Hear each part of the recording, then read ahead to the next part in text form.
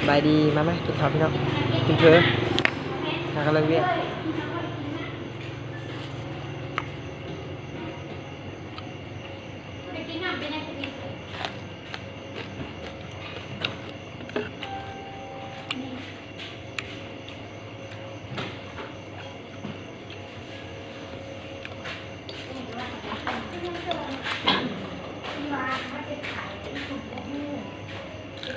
ฝนหยุดตกเลยค่ะเนี่ย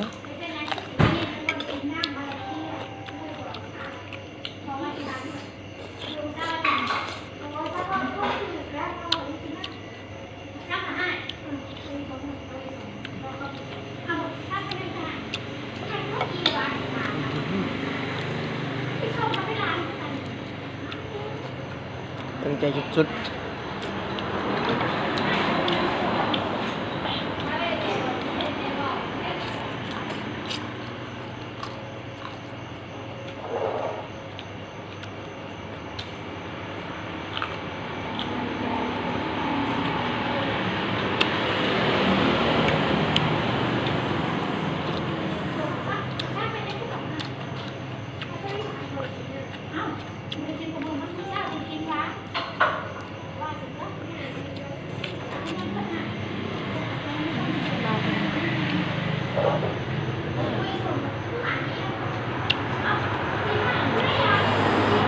เลย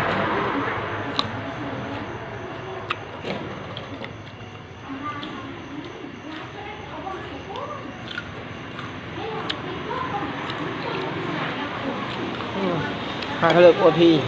นิ้วหอบเนี่ย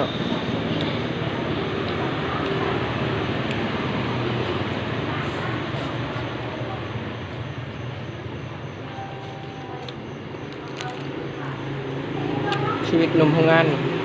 ตื่นมาเช้าเป็นเช้ากลับมากลางค่ำแล้ว